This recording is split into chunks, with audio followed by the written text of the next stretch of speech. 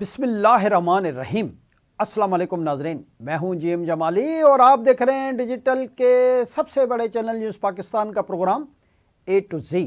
ناظرین، گزشتہ روز ایک افسوسناک خبر آئی کہ دو بڑے مسلم ممالک سعودی عرب اور متحدہ عرب امارات یمن میں آمنے سامنے آ گئے۔ سعودی عرب کی قیادت میں عرب اتحادی افواج نے یمنی بندرگاہ پر محدود فضائی حملہ کیا ہے۔ عرب اتحاد کے مطابق انہوں نے مکلا بندرگاہ پر باغی گروپ STC یعنی کہ جنوبی عبوری کونسل کے لیے جانے والے غیر ملکی فوجی امداد کو نشانہ بنایا۔ بمباری میں فوجی ساز و سامان لے جانے والے دو جہازوں کو نشانہ بنایا گیا۔ یمن کا امارات کے ساتھ دفاعی معاہدہ ختم کرنے کا اعلان کر دیا۔ دوسری جانب متحدہ عرب امارات نے الزامات مسترد کرتے ہوئے یمن میں انسداد دہشت گردی یونٹس ختم کرنے اور یمن سے فوج واپس بلانے کا اعلان کر دیا ہے۔ عرب اتحادی افواج کے ترجمان کا کہنا ہے کہ کارروائی یمنی صدارتی کونسل کی درخواست پر کی گئی۔ یمن کی صدارتی کونسل کے سربراہ متحدہ عرب امارات کے ساتھ دفاعی معاہدہ ختم کرنے کا اعلان کرتے ہوئے امارات کی فوج کو یمن چھوڑنے کے لیے 24 گھنٹوں کا الٹیمیٹم دے دیا۔ انہوں نے 72 گھنٹوں کے لیے ملک کی تمام بندرگاہوں، زمینی اور سمندری راستوں کی بندش کا اعلان بھی کر دیا۔ سعودی عرب نے متحدہ عرب امارات سے مطالبہ کیا ہے کہ وہ یمنی حکومت کے مطالبے کے مطابق 24 گھنٹے میں اپنی فوج یمن سے واپس بلائے۔ سعودی عرب نے منگل کے روز کہا کہ اس کی قومی سلامتی ایک ایسی سرخ لکیر ہے جس کا وہ دفاع کرے گا۔ سعودی وزارت خارجہ نے ایک بیان میں کہا کہ وہ امید کرتے ہیں کہ متحدہ عرب امارات دو طرفہ تعلقات کے تحفظ کے لیے ضروری اقدامات کرے گا۔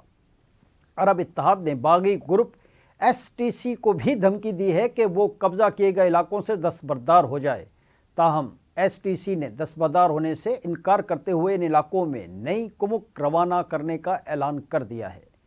متحدہ عرب امارات نے اپنی سیکورٹی فورسز کو یمن سے واپس بلانے کا اعلان کر دیا ہے اور کہا ہے کہ انہیں سعودی عرب کے بیان سے مایوسی ہوئی ہے۔ یمن سے متعلق تمام الزامات مسترد کرتے ہیں، یمن میں باغی گروپ کی حمایت نہیں کرتے۔ UAE کا کہنا ہے کہ مکلا بندرگاہ پر لنگر انداز ہونے والے جہازوں پر اسلحہ نہیں تھا۔ بندرگاہ پر جہاز یمنی گروپ کے لیے نہیں، اماراتی فورسز کے لیے تھے۔ یمن میں ہونے والی حالیہ پیش رفت سے ذمہ داری سے نمٹنا چاہیے۔ جی ناظرین، ادھر پاکستان نے سعودی عرب اور متحدہ عرب امارات سے رابطہ کیا ہے۔ وزیر اعظم شہباز شریف نے رحیم یار خان میں متحدہ عرب امارات کے صدر شیخ محمد بن زائد ال نہیان سے ملاقات کی۔ ملاقات میں خلیج میں تناؤ کم کرنے پر بات چیت ہوئی۔ دونوں رہنماؤں نے دو طرفہ تعاون سمیت مختلف علاقائی اور عالمی امور پر تبادلہ خیال کیا اور IT، توانائی، کان کنی اور معدنیات، دفاع سمیت وسیع شعبوں میں تعاون بڑھانے پر بھی بات چیت کی گئی۔ وزیر اعظم نے پاکستان اور متحدہ عرب امارات برادرانہ تعلقات کو ایک اسٹریٹجک اور مفید اقتصادی شراکت داری میں تبدیل کرنے کے پختہ عزم کا اعادہ کیا، جبکہ وزیر خارجہ اسحاق ڈار نے سعودی ہم منصب شہزادہ فیصل بن فرحان کو ٹیلی فون کیا اور علاقائی صورتحال پر بات چیت کی۔ نائب وزیر اعظم نے پاک سعودی تعلقات پر اظہار اطمینان کیا۔ سعودی وزیر خارجہ نے دو طرفہ تعلقات کو مزید مضبوط بنانے کے عزم کا اعادہ بھی کیا۔ جی ناظرین، ایک اور افسوسناک خبر سے آپ کو آگاہ کر رہے ہیں کہ افغان طالبان نے اہم تاریخی اور سیاسی کتب پر پابندی لگا دی۔ افغان جریدہ ہشت صبح کے مطابق سینکڑوں کتب ممنوع قرار، تعلیمی اور فکری آزادی مخدوش ہے۔ خواتین اور ایرانی منصفین کی کتب بھی ممنوع فہرست میں شامل ہیں۔ افغانستان انالسٹ نیٹ ورک کے مطابق طالبان نے یونیورسٹی کی 670 سے زائد نصابی اور سینکڑوں عوامی کتب پر پابندی لگا دی ہے۔ دوسری جانب یونیسیف کی رپورٹ میں کہا گیا ہے کہ افغانستان میں 60% لڑکیوں سمیت 21,30,000 سے زائد بچے اسکول سے باہر ہیں۔ رپورٹ میں کہا گیا ہے کہ افغانستان کی 2.2 ملین نوجوان خواتین ثانوی تعلیم سے محروم رہیں۔ دوسری جانب پشاور کے علاقے داؤد دزئی میں مہاجر کیمپ خزانہ سے افغان شہری شاہ نواز کو گرفتار کر لیا گیا ہے۔ پولیس کے مطابق افغان شہری کی پاکستان مخالف بیان والی ویڈیو گزشتہ روز وائرل ہوئی تھی۔ پولیس نے کہا کہ ملزم کو قانونی تقاضے پورے کرنے کے بعد افغانستان ڈیپورٹ کر دیا جائے گا۔ جی ناظرین، ادھر چینی صدر شی جن پنگ نے کہا ہے کہ 2026 میں مزید فعال میکرو پالیسیاں آگے بڑھائیں گے۔ کمیونسٹ پارٹی کی نیو ایئر پارٹی سے خطاب میں انہوں نے کہا کہ معیشت میں مؤثر معیار کی بہتری، مناسب مقداری نمو کو فروغ دیں گے۔ چینی صدر نے اعلان کیا کہ چین کی معیشت اپنے ترقی کے ہدف کو حاصل کرنے کے لیے تیار ہے۔ انہوں نے 2025 کو غیر معمولی سال قرار دیا۔ انہوں نے اس بات پر بھی زور دیا کہ چین کے 5 سالہ منصوبے کی تشکیل اور اس پر عمل درآمد پر توجہ مرکوز کی جائے تاکہ چینی جدت کو آگے بڑھانے کے لیے طاقت حاصل کی جا سکے۔